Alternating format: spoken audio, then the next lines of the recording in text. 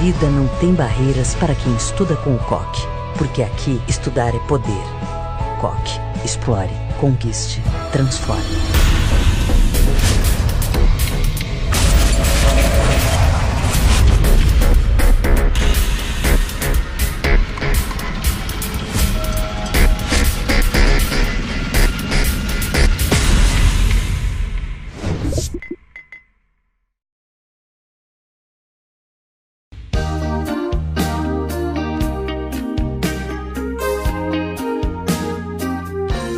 Confiança, um sentimento que não admite meio termo.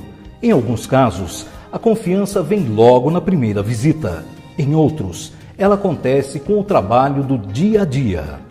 Seja como for, é através dela que superamos nossos limites, quebramos barreiras e nos preparamos para a vida. Foi assim que nós, do Colégio Santa Bárbara, há 30 anos, iniciamos uma história de grandes conquistas. Com 3 unidades, o Colégio Santa Bárbara tem um espaço especialmente planejado para cada faixa etária.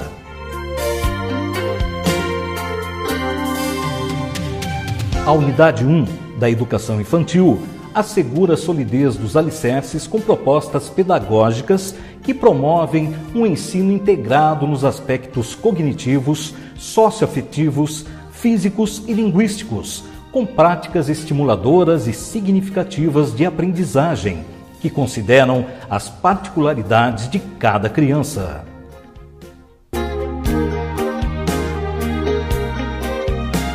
A Unidade 2 busca o equilíbrio entre a aprendizagem e a formação crítica e reflexiva, incentivadas em aulas e atividades com projetos, leituras, ambientes lúdicos, robótica, jogos matemáticos, eventos culturais, aulas expositivas, estrutura organizada e moderna, senso de responsabilidade, criatividade, solidariedade e respeitar as diferenças, faz com que os alunos tenham uma formação sólida e definida.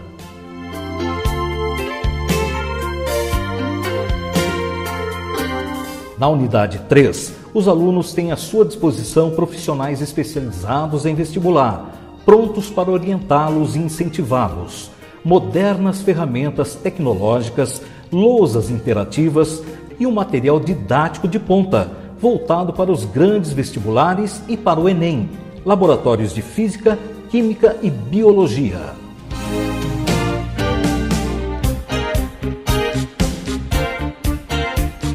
Venham nos conhecer em 2018 com mais um diferencial, período integral para alunos da Educação Infantil e Fundamental 1. Estamos esperando por vocês.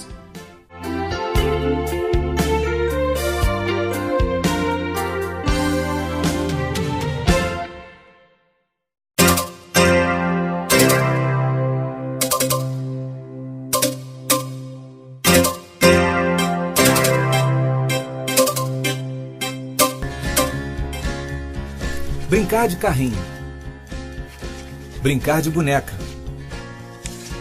jogar futebol, dançar balé, sonhar em ser astronauta, bombeiro, engenheiro, sonhar em ser professora, enfermeira, psicóloga,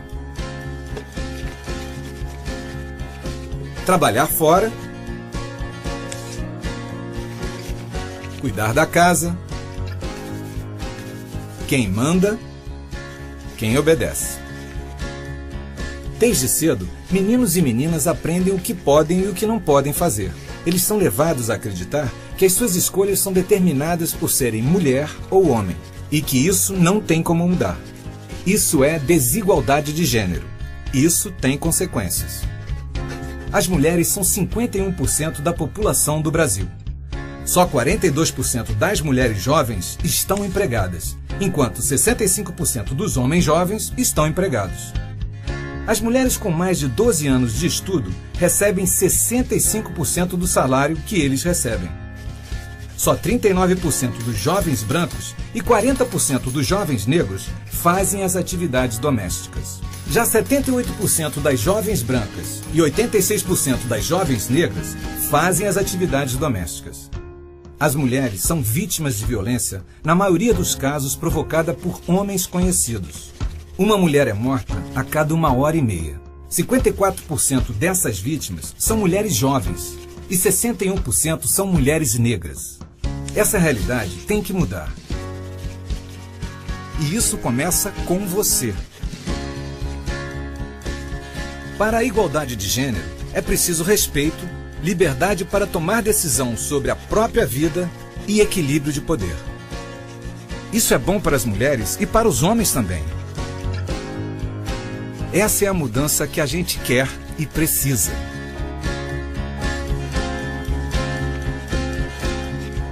Mais igualdade, mais direitos, mais oportunidades. E você, como vai fazer parte dessa mudança?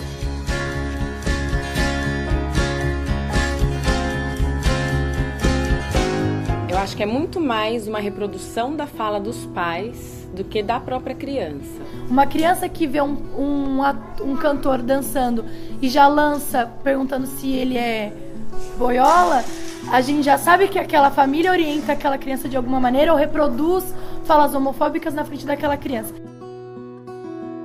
Ela não tem o gênero ainda formado, porque o gênero é uma questão muito mais social do que natural. O gênero não é uma questão natural, é a sociedade que impõe. A gente tem essa falsa ilusão que essas construções sociais e distinções entre gêneros, elas são questões naturais, né? Naturalmente a menina é mais sensível, naturalmente o menino é mais ativo. E aí a gente vai naturalizando essas diferenças e a partir desse conceito que é natural tudo isso, se interpreta que a ideologia de gênero vem para desconstruir o que é natural, né? Hoje em dia, na escola, a gente já consegue fazer um movimento de deixar a criança livre para ela escolher os brinquedos que ela quer. Então a gente tenta deixar a criança livre, mas ainda tem uma problematização quando o seu aluno quer colocar um vestido. Mas por que ela não pode brincar de bola? Ela gosta, ela pode jogar pra cima, ela pode chutar também.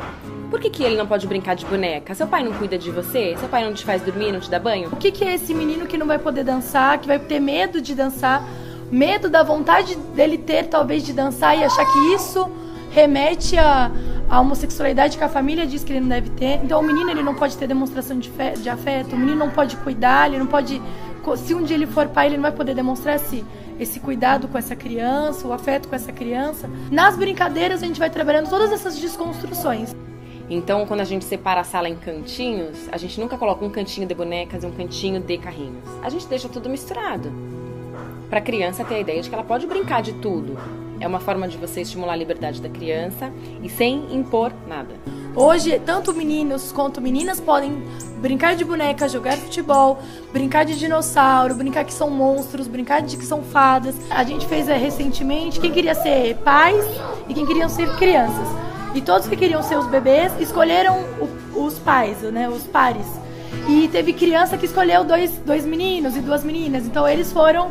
E os meninos que se recolocaram, uns que falaram assim, não, nós somos 2 pais dele. Ou um falava, não, eu sou... 2 meninos que falavam, não, vou ser a mãe e ele vai ser o pai. Ou 2 meninas que falavam, não, eu sou o pai, ela é mãe. Em vez de colocar um vestido na caixa de fantasias, é o que a gente chama de brinquedos desconstruídos. É deixar uma caixa de tecidos. Uma caixa de tecidos livre.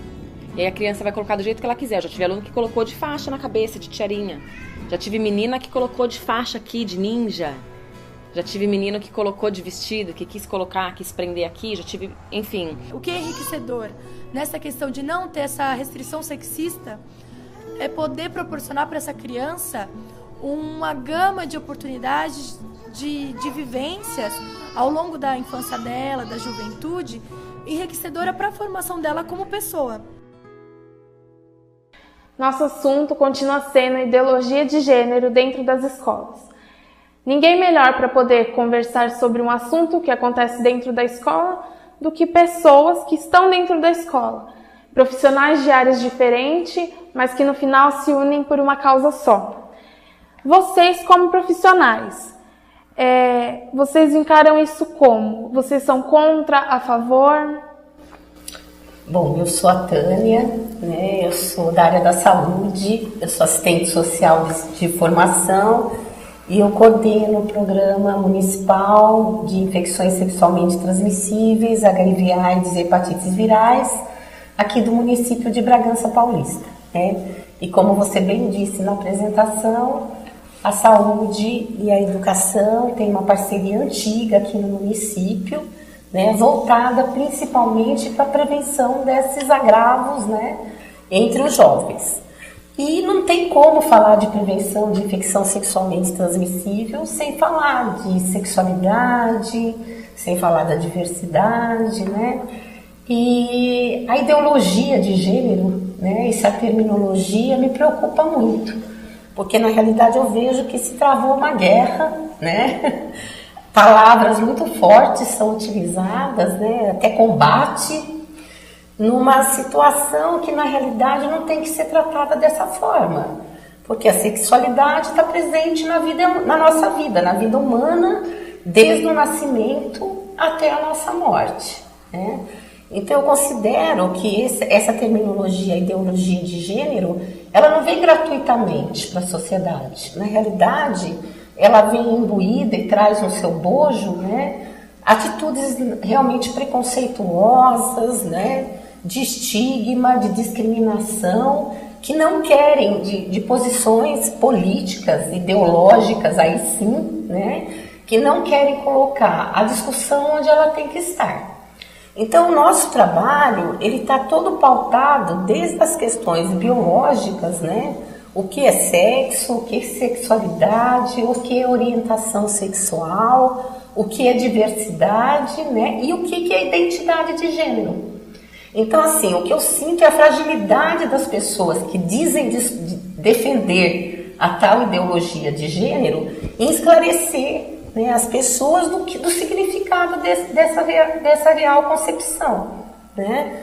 Então, assim, no nosso entendimento, no nosso trabalho, ele sempre esteve pautado com essa seriedade, né, onde se entende que sexo é algo biológico, é como cada um de nós nascemos, né?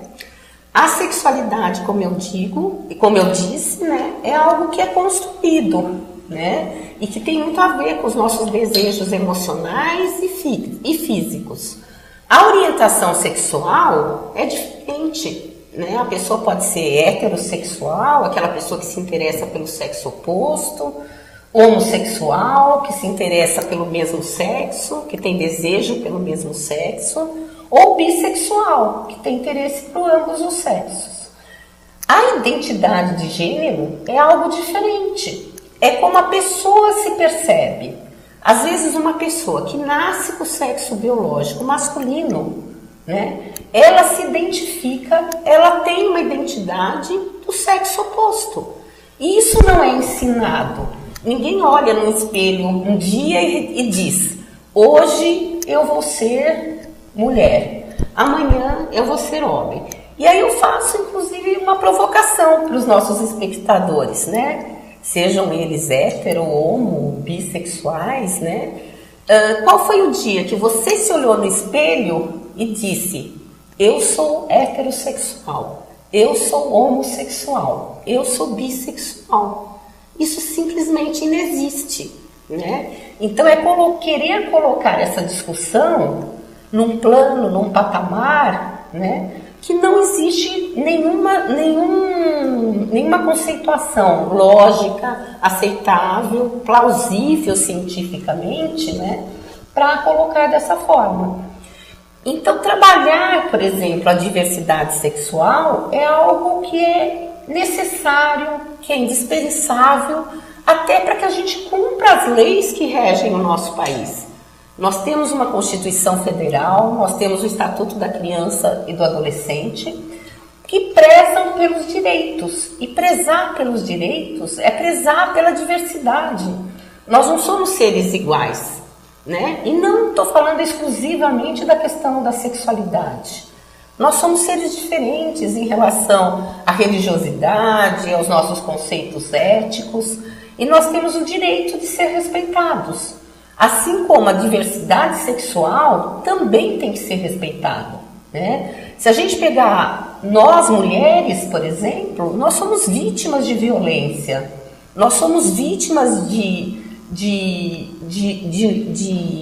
questões de disparidades, inclusive nas tratativas, no nosso mercado de trabalho, na nossa formação. E essas mesmas pessoas que falam da ideologia de gênero, eu não ouço a fazer a defesa, por exemplo, da igualdade entre os sexos, né? Em todos os aspectos da nossa vida. Então eu entendo que isso é muito controverso, né? Eu não aceito esse chavão de ideologia de gênero, porque, na minha opinião, são conceitos equivocados para tratar de forma equivocada também algo que, sim, tem que estar presente dentro da escola, tem que estar presente na família. Em momento nenhum essas discussões desconhecem o papel fundamental da família na nossa formação. Mas que família é essa? Qual é o modelo de família? Então, essas mesmas posições tentam impor, né, um modelo de família que é o ideal, que é o moral, para quem? Né? Dados muito significativos, por exemplo, se a gente for pensar em termos de violência sexual, e eu atendo vítimas de violência sexual, né?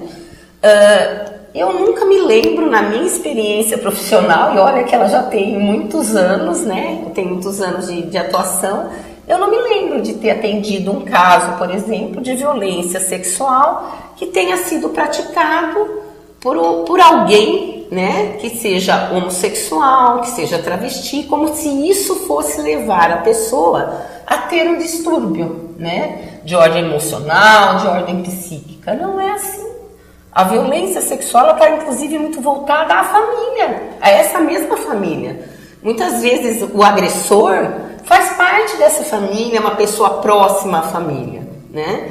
Então eu vejo que a gente tem que ter muito cuidado nessa tratativa. E é esse cuidado que sempre pautou as nossas atuações, as nossas intervenções dentro da escola, com essa seriedade, envolvendo o corpo docente, funcionários, os alunos, as famílias, né, pais, mães e os professores. É um processo de formação, né? O nosso objetivo é sempre esse.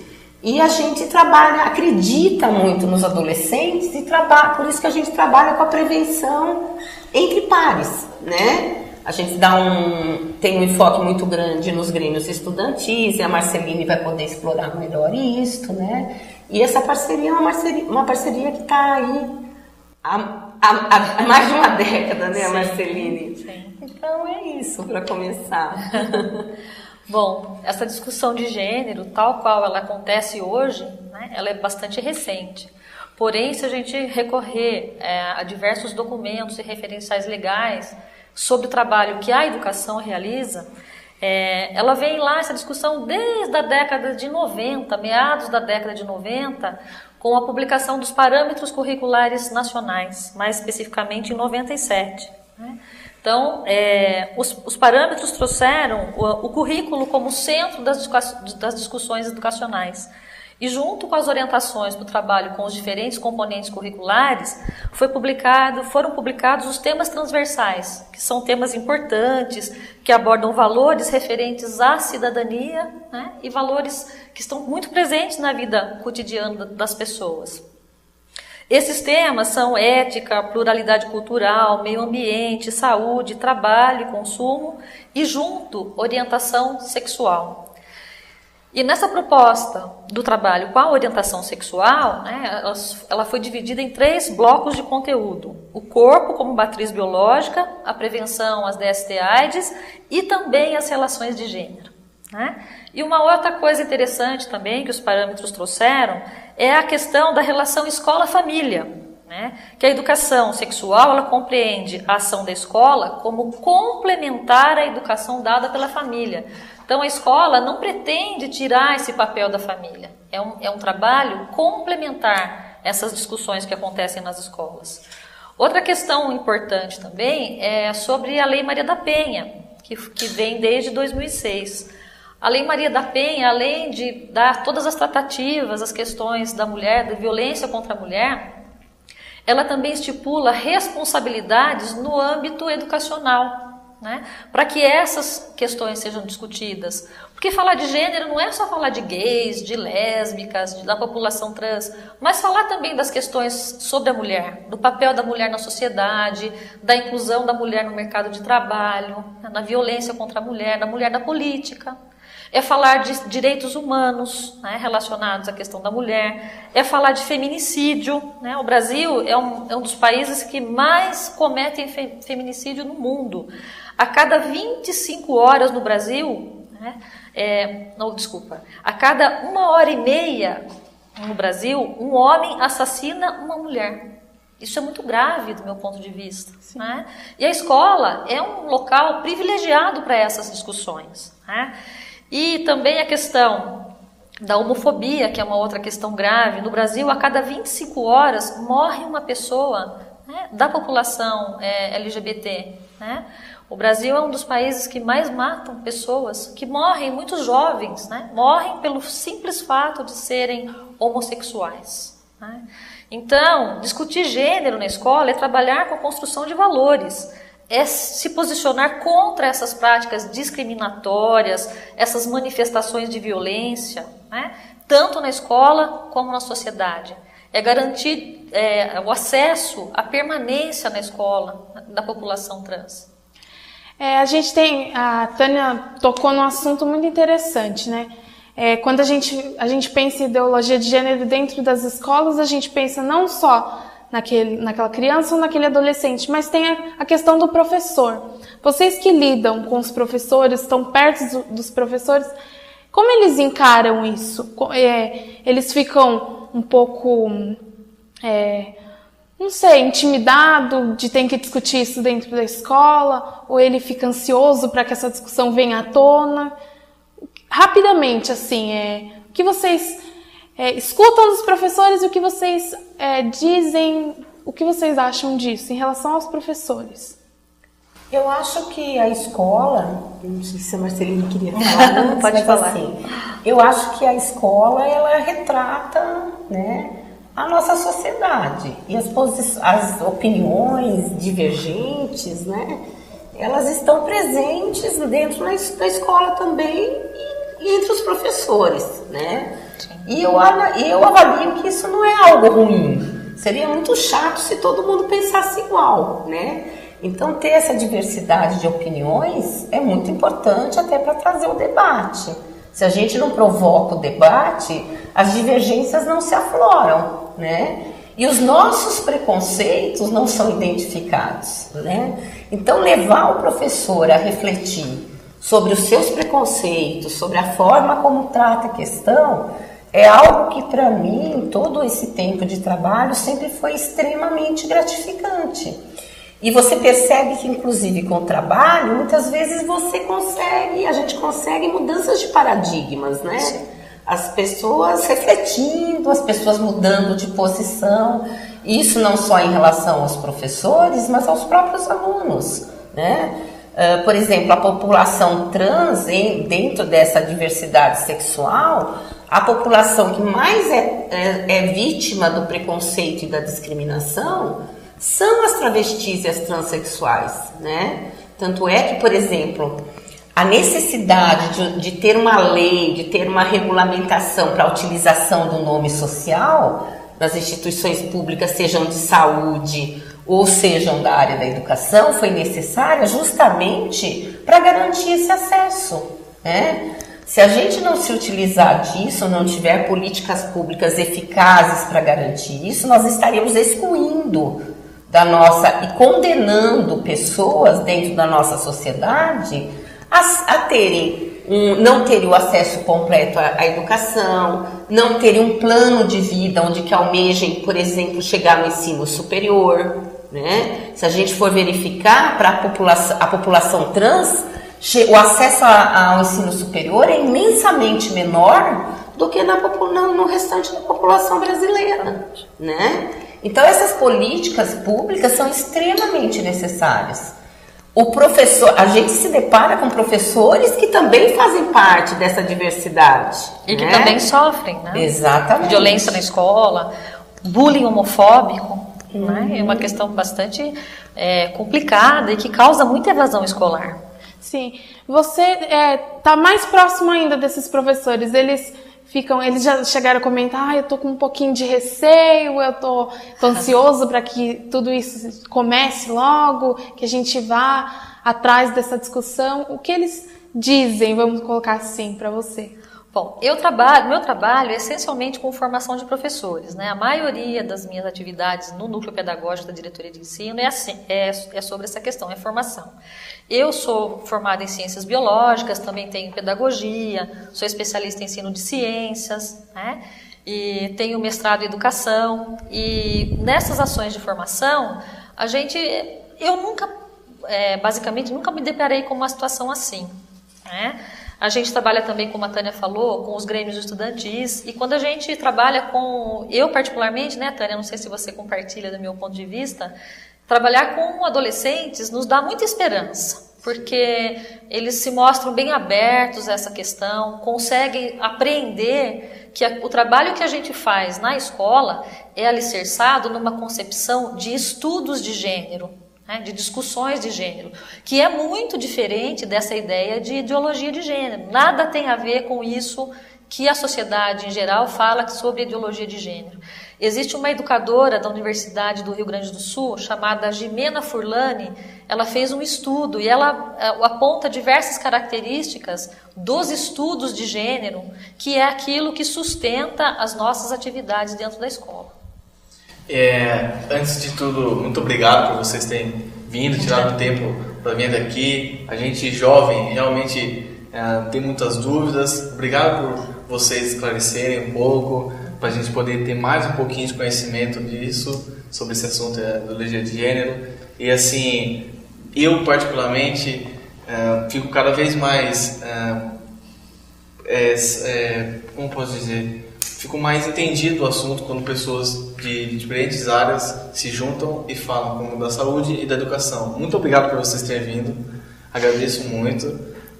Eu sei que é difícil, né, porque a agenda é muito corrida, mas para a gente, principalmente jovem, pode explicar um pouco mais, poder entender esse assunto do momento que está acontecendo, né?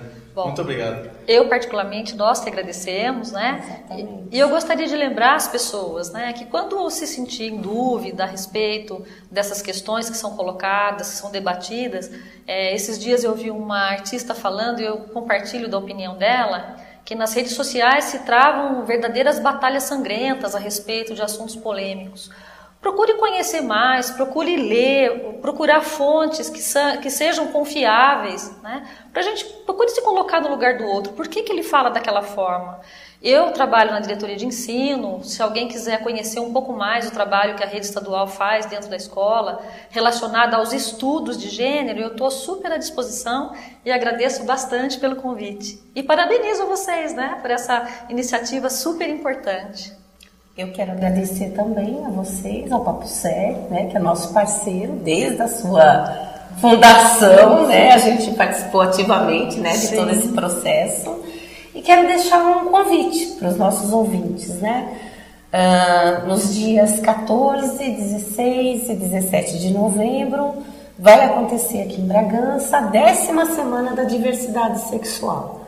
É no Centro Cultural, lá no Matadouro, das 19 às 22 horas. Nessa semana também acontece a abertura do encontro de educação preventiva, né, que é feito em parceria com a diretoria de ensino. Os convidados da semana são pessoas extremamente capacitadas, né, que atuam nessa área há muito tempo. Então, eu tenho certeza que quem tiver a oportunidade de comparecer irá aprofundar bastante, né, o conhecimento nessa área. Muito obrigada. Nosso programa acaba aqui, mas o assunto é muito extenso. Nós, como Papo Sério, decidimos lutar para que esse assunto ele seja discutido. A gente vai levar ele para a Câmara Municipal daqui de Bragança Paulista, para que todos tenham o direito de dar sua opinião e discutir o assunto.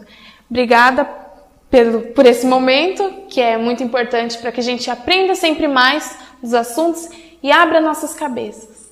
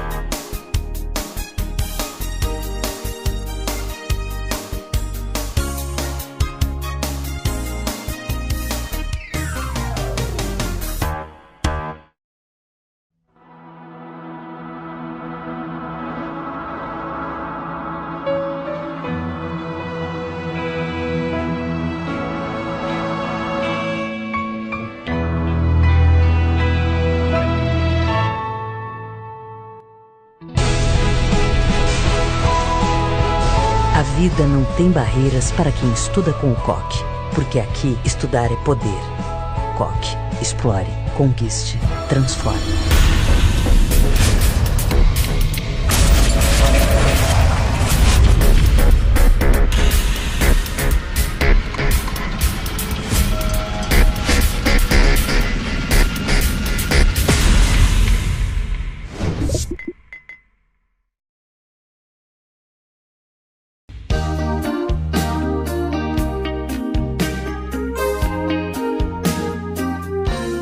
Confiança, um sentimento que não admite meio termo.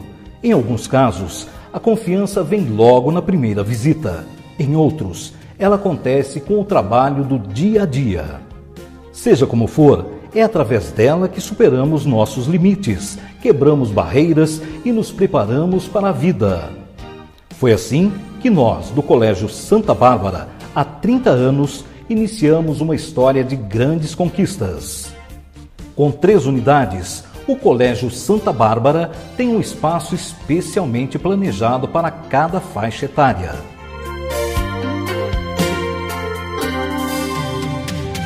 A Unidade 1 da Educação Infantil assegura a solidez dos alicerces com propostas pedagógicas que promovem um ensino integrado nos aspectos cognitivos, socioafetivos, físicos e linguísticos, com práticas estimuladoras e significativas de aprendizagem, que consideram as particularidades de cada criança.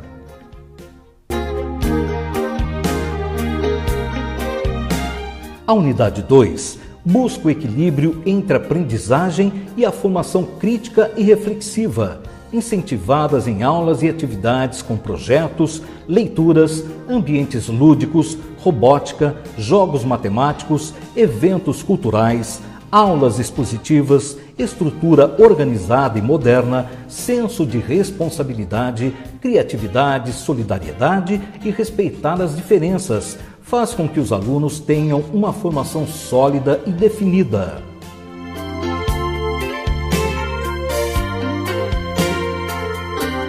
Na Unidade 3, os alunos têm à sua disposição profissionais especializados em vestibular, prontos para orientá-los e incentivá-los, modernas ferramentas tecnológicas, lousas interativas e um material didático de ponta, voltado para os grandes vestibulares e para o Enem, laboratórios de Física, Química e Biologia.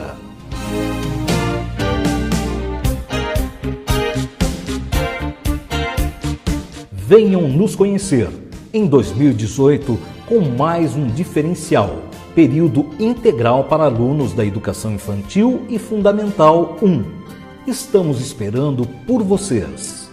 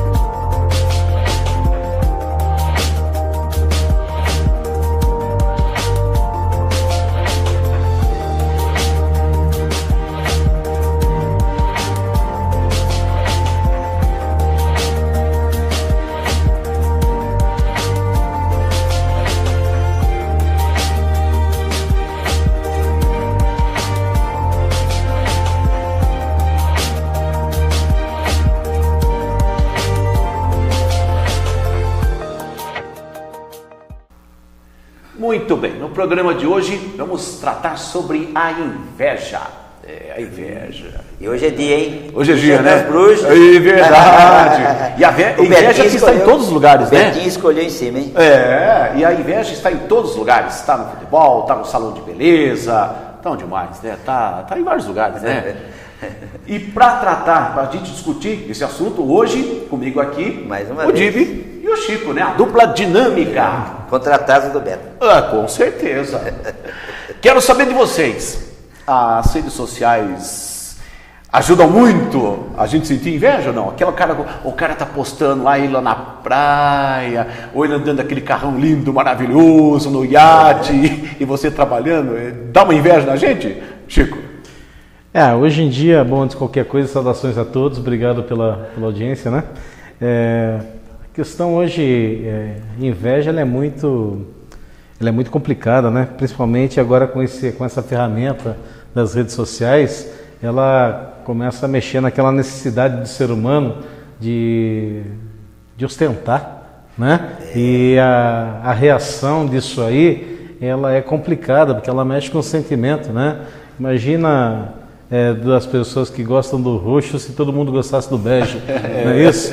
Então, só que infelizmente a gente tem aí parâmetros que quando a gente fala assim da parte da inveja, eu penso assim, que a gente está falando com dois pontos antagônicos, que um é o lado da admiração, porque às vezes aquele lado da inveja, quando você olha, nossa, você admira a pessoa, então fala, eu gostaria de ser daquela forma, inveja boa, né? Não é poxa, bacana, tal. Da mesma forma, quando você vê outra pessoa ali, a primeira pessoa que você vê, quando você vê a pessoa bem situada numa situação à disposição, né? A primeira pessoa que homenageia, a mãe do indivíduo, né? Então, fica muito complicado, nós não temos uma linha tênue, aí é uma linha muito ampla, na verdade, né? Então, principalmente na rede social, e tem mais, a gente tem que tomar cuidado principalmente com a vulnerabilidade da nossa forma de pensar. O que a gente tem de valor, na verdade?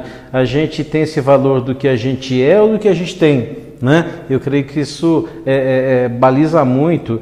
E principalmente a molecada hoje em dia, né? Eles com essa situação, não só hoje em dia, na minha época, na sua, na do DIB, sempre em algum momento, em alguma fase, teve um tipo de ostentação. É que hoje as redes sociais, elas é uma ferramenta que elas aceleram, que elas fomentam isso, né? A rede, ela está com a janela aberta para o mundo inteiro, onde você vai buscar diversos tipos de referência, onde aquela pessoa... E você oferece, você acha muito bacana, por algum momento ou outro, e oferece dentro do seu perfil.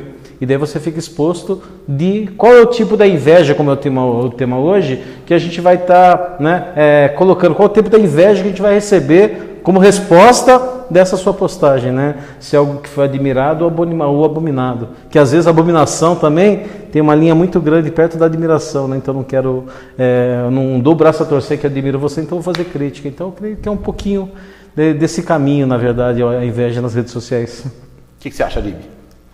Bom, primeiramente, aprendendo aqui com o Chico, né, cumprimentar o nosso público aí, agradecendo a audiência, porque o DIB é bem novato ainda perante as telas, então vou agradecer, porque tem gente já falando aí, é inveja, hein? Estou falando mal de mim, o DIB é metido, não é. Que já ficou com inveja do Chico. Eu sou idoso, mas eu sou novato nessa parte, né? Mas a gente pode ver aí que a inveja é uma coisa que eu computo assim a inveja. O duro, a pessoa que se sente invejada, se ela deixar se ferir por aquilo, ela vai sofrer e ela vai afundar. E vai colocar a culpa, vai ser, fulano, de tanta inveja que tinha de mim, eu me afundei, eu perdi tudo que eu tinha. Porque é isso que eu penso, porque, principalmente no lado da ostentação. Pô, se você for ver hoje em dia, num país que nem o nosso, eu brinco, eu falo para você, eu não tenho coragem, mesmo que se eu tivesse condições financeiras, de andar aí com, um exemplo, material. Eu estou andando com uma Ferrari. Vamos pôr Bragança, uma cidade simples, num poder aquisitivo baixo. Nós somos a segunda cidade do estado, considerada a região mais pobre do estado, a segunda região mais pobre. Só não perdemos ainda pelo Vale do Ribeiro. Agora eu não sei o porquê, se é falta de problema político, não. Mas você vê, uma cidade como a nossa. Eu apareço aqui com uma Ferrari. Cara, não é só por... A inveja, tem gente que vai admirar, fala, eu queria ter uma Ferrari igual do DIB, olha que bonito, o que será que ele fez? Primeira coisa que o invejoso pensa, o que ele faz na vida? Qual é a família dele? Eles perguntam, quantas vezes cheguei para casa? Tá roubando. O cara chega para você... Virou político. Ele chega para você e fala assim, de que família você é? Poxa, isso aí me machuca tanto, eu até me arrepio às vezes. Eu penso assim, nossa, que chato. Mesmo. Eu nunca perguntei isso para ninguém, cara, de que família você é. Eu cheguei a responder uma pessoa um dia, eu falei assim, eu sou filho de chocadeira, eu não tenho família. Ah, isso aí, poxa, você mede as pessoas pela família, pelo poder aquisitivo. Então, é uma inveja perniciosa. Quando você... Eu sempre tive inveja do meu patrão. Eu era empregado de farmácia, eu tinha inveja do patrão. Eu falei, nossa, um dia eu quero ser... Esse cara foi empregado igual meu pai. Meu pai também conseguiu ser patrão de proprietário de farmácia. Eu falei assim, eu comecei moleque lá, eu falei assim, quero ser igual esse cara, meu. Quem sabe eu trabalhando aqui, e eu trabalhava, quer dizer, ele me incentivou. Agora tem gente que não, você, esse patrão meu tá rico, eu vou ferrar ele, eu vou chegar tarde, eu vou atender mal, ele vai perder. Eu cheguei a ter, quando eu tinha o meu comércio aí, ali no bairro, eu tinha comprado um carro um pouquinho melhor, eu tinha um Poisé, e eu comprei um Pois. Comprei um pouquinho melhor no consórcio financiado. Cara, eu comecei a perceber o zum ali. Chegava a pessoa e falava assim, vizinho aí, estão falando aí que você tá rico. E estavam comprando as coisas, passavam com a sacolinha do meu vizinho de outra farmácia. Eu olhava assim e falava, pô, essa freguesa minha de tantos anos. Quer dizer, é uma inveja que você fica preocupado. Numa cidade pequena, uma São Paulo, uma capital, não dá nem para ver isso. Mas numa cidade pequena, influencia assim. Agora, voltando ao assunto, a ostentação, por isso que eu tenho medo assim, porque é um país tão pobre assim na maioria das pessoas, que você hoje ostentar é um assinte para as pessoas que têm menor poder aquisitivo. Você pega a pessoa ignorante, pode te prejudicar até fisicamente. É o que está acontecendo. Você vê por que o cara chega e fala assim, dá o seu tênis aí. Pô, o cara está andando com um tênis de R$500 no pé, R$900. O cara chega, dá o tênis aí, porque é uma inveja maldosa. O cara não pensa assim, eu vou trabalhar, eu vi que eu consegui subir, eu vou comprar um igual. Então, tem essas coisas, né? Mas vocês acham que a inveja faz mal pro invejoso? Faz mais mal pro invejoso ou pro invejado? Olha, isso vai de pessoa a pessoa. Eu acredito que quem sofre mais é aquela pessoa que tem aquela inveja perniciosa, como o Dibi falou, porque você tem inveja de uma outra pessoa, principalmente nesse ponto, é aquela situação de você tomar veneno para torcer para outra pessoa morrer, sabe? Então é um negócio assim esquisito. Eu vejo assim, por exemplo, eu vou tocar no assunto de novo, perdoem se eu estou sendo cansativo quando eu falo isso, mas a nossa juventude, como ela não tem referência, como eu estou cansado de falar, né, como nós não temos super-herói, eles se escondem atrás da rede social e começam a enxergar aquelas coisas que não convêm e começam a se admirar justamente naquilo que para nós, dentro dos padrões, é aquele negócio mais agressivo, na verdade, né? Se a gente começar a ver no nosso dia a dia, aqui em Bragança a gente tem não com tanto volume, mas por exemplo a gente vê aí em São Paulo quantos casos nós temos de gangues de a molecada, rapaziada, adolescente, pré-adolescente aí, que saem para roubar carro, para aparecer na festa funk de carro, para dizer que está chegando, não, só para só para dar um rolê, só para dar uma volta, né? Depois deixa do lado só para as menininhas ficar olhando, ou moto, ou seja, chega ao ponto de colocar a sua vida a risco só para se expor numa vitrine de futilidade, né? Porque é artificial, tudo artificial. Porque a hora que você desligou a máquina, desligou o seu celular, o vazio continua dentro do coração, né? Então, por um outro lado, aquela inveja que eu volto a dizer, eu tenho inveja sim dos professores que passaram na minha vida, né, e tiveram aquela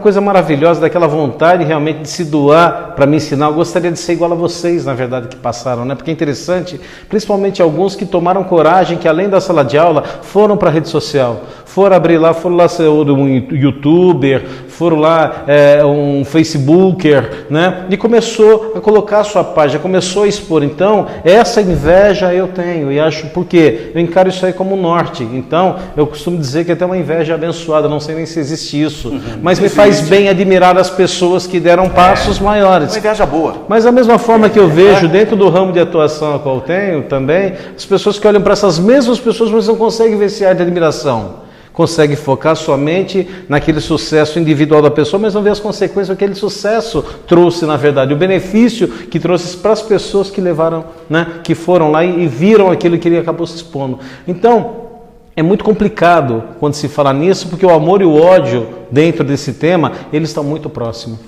É verdade. É que nem você falou, o que faz a diferenciação da... A inveja, ela prejudica o invejoso ou o invejado? É o que eu falei no começo. Se o invejado se sentir, o cara que é invejado, ele se sentir que aquele cara está fazendo mal para ele, ou numa empresa, o cara está lá numa empresa trabalhando e estão ali secando, né? O tal do secar, né? É que nem agora está acontecendo com o Corinthians. O Corinthians está secando demais, gente. Por favor. O corintiano fala assim, pô, vocês estão secando. Mas eu falei com o corintiano ontem, meu amigo, falei, cara, vocês provocaram uma coisa. Vocês estavam falando assim, segue o líder. Aí os caras começaram a seguir você, muito de perto, entendeu? Não, e falaram ainda, vocês estão com inveja? Estão reclamando porque vocês estão com inveja? Então, você aqui é o Palmeiras. E nas redes sociais. Que nem falou aqui. Aí você pensa assim, o invejado, se ele tiver uma força espiritual boa, for um cara de boa índole, que não pensa em vingança, nada, ele pode até ajudar o invejoso. Eu, graças a Deus, na minha vida, a gente fala da gente porque o bom é exemplo seu, porque vai falar dos outros, é aquela história, não é bem difícil. Então você procura ajudar. Aí tem um cara que tem inveja. No meu ramo tinha muito. Aí eu procurava ajudar. Falei, qual que é o seu problema? Parece que você me seca. O cara fala assim, não, eu gostaria de montar uma farmácia. Vamos montar, você tem. Ajudava a pessoa. Eu nunca tive medo de concorrência. Então já começa por aí. Então é o que eu falo. Eu comecei a sentir essa história de inveja, eu devia ter mais ou menos, foi nos anos, meu pai ainda. Eu devia ter 10 anos, 9, 10 anos, foi nos anos 60 lá, né? No comecinho, redondo. Meu pai chegava para mim e falava para mim assim, cara, o filho do meu patrão, do seu Antônio, que era na farmácia, o cara só tira 10, cara. Porque eu tinha um ódio daquele rapaz, não sei se era ódio ou era inveja, porque eu apanhava em casa por causa dele. Meu pai chegava, sabe quanto que o filho do seu Antônio tirou em matemática? Eu já baixava, porque eu já tinha tirado, sei lá, 5, 5,5, 4,5. Português, então, rapaz, ele chegava, de português, o filho do seu Antônio passou em primeiro lugar. Eu estava com a nota vermelha, rapaz, estava mais de 5. E outra, a gente era. Então, essa inveja que eu fui aprendendo com a vida, porque eu chegava em casa e perguntava, apanhava. Aí eu tinha mais raiva do japonesinho lá. Aí eu comecei a fazer o quê? Eu comecei a tentar estudar para acompanhar. Aí eu via na nossa classe lá, aquela turma que sentava na frente. Putz, aquelas meninos lá na frente. Aí chegava e sentava. Aí nós pegava a turminha nossa lá atrás. Aí não tinha o que fazer, aí tinha uma inveja, mas aí no fim tornou-se uma inveja boa, porque eu falei assim, eu preciso acompanhar, primeiro, porque eu preciso melhorar minhas notas, segundo, eu vou tomar castigo e vou apanhar, porque aquele tempo era assim mesmo, então tem essas coisas na vida, né? Então... Nosso tempo está esgotando já, o papo tá bom demais, viu? Mas a gente... Posso só dar só uma coisa, só para encerramento? Vamos deixar bem claro, gente, que a questão da inveja ela está inerente dentro da personalidade de cada um, né? Não adianta dizer, alguns têm mais, outros têm menos, na verdade, depende, é aquela velha história, né? Todo mundo tem um lobo dentro de si, daí chega e pergunta, mas que lobo que você tem? Você tem o lombo bom ou você tem o lombo mau, né? Então daí vem aquela pergunta para ele, tá? Qual dos dois você alimenta? Então eu acredito que a inveja seja isso. Nós temos mas arrematando é o que você falou, para resumir, é aquilo, o invejoso, ele está destilando o veneno, só que ele está morrendo com o próprio veneno. Rapidinho, curto e grosso, para a gente apanhar em casa dependendo da resposta. Quem é mais invejoso, o homem ou a mulher? Melhor a gente não responder. Melhor deixar quieto. Não é. Vamos pensar. Deixa quieto, deixa pro próximo programa. Muito obrigado e até a próxima.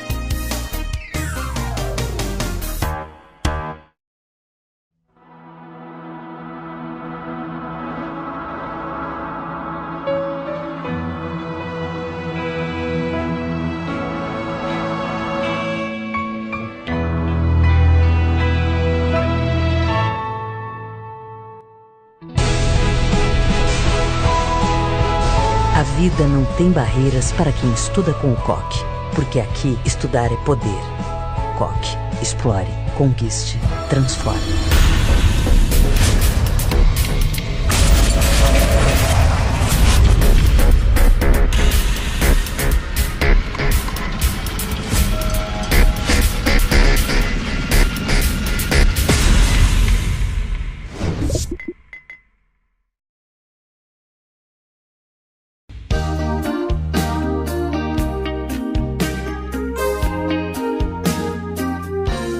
Confiança, um sentimento que não admite meio termo. Em alguns casos, a confiança vem logo na primeira visita. Em outros, ela acontece com o trabalho do dia a dia. Seja como for, é através dela que superamos nossos limites, quebramos barreiras e nos preparamos para a vida. Foi assim que nós, do Colégio Santa Bárbara, há 30 anos, iniciamos uma história de grandes conquistas. Com 3 unidades, o Colégio Santa Bárbara tem um espaço especialmente planejado para cada faixa etária.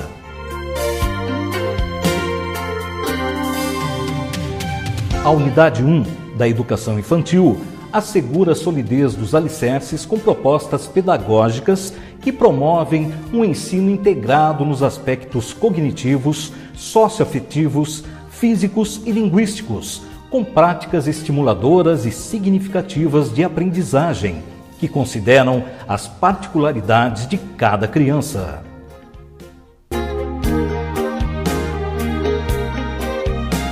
A Unidade 2 busca o equilíbrio entre a aprendizagem e a formação crítica e reflexiva, incentivadas em aulas e atividades com projetos, leituras, ambientes lúdicos, robótica, jogos matemáticos, eventos culturais, aulas expositivas, estrutura organizada e moderna, senso de responsabilidade, criatividade, solidariedade e respeitar as diferenças, faz com que os alunos tenham uma formação sólida e definida.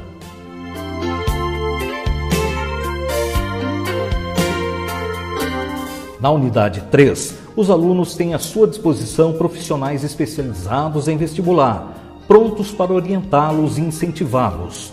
Modernas ferramentas tecnológicas, lousas interativas e um material didático de ponta, voltado para os grandes vestibulares e para o Enem, laboratórios de Física, Química e Biologia.